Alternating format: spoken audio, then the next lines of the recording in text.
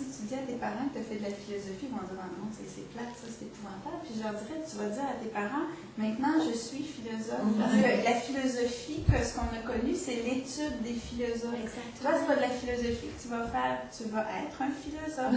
Les enfants étaient tout fiers de dire, wow, on est grand. C'est un concept que tantôt, mais c'est ça, dans le fond, qu'ils font. Oui. Effectivement, ils revivent ce que les grands penseurs ont vécu, on leur permet ça.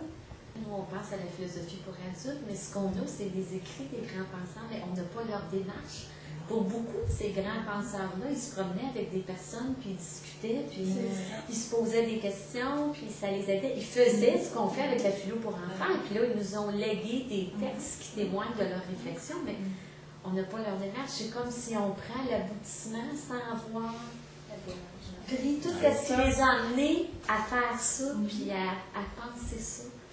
L'école est devenue le parvis de l'Église d'il y a 30-40 ans, où les gens sont maintenant moins pratiquants et à qui ils viennent confier leurs difficultés, même les parents, les adultes. Le lundi matin, qu'est-ce qu'on fait? On gère les chicanes de balcon en milieu défavorisé et je me dis, c'est incroyable comme on est devenu le centre de cet univers-là, où on est comme je sais pas, un phare pour eux. Ils viennent nous voir. Moi, j'ai eu des mamans qui venaient me raconter plein de choses. Elles me demandaient de l'aide et je me disais, mais Seigneur, je ne suis pas travailleuse sociale, je me sens pas habile à régler ça, mais je ne peux pas la renvoyer chez elle non plus. Là. Elle se tourne vers moi, elle a besoin de mon aide.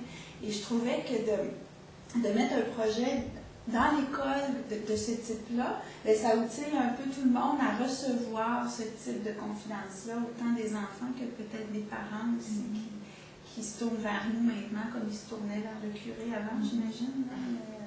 En tout cas, moi, j'ai ressenti ça beaucoup. Je pense qu'en faisant beaucoup de philo, quand à un moment donné, on finit par voir petit à petit ce que ça donne, c'est qu'on réalise que quand on prend ce temps-là, on n'est pas en train de perdre notre temps.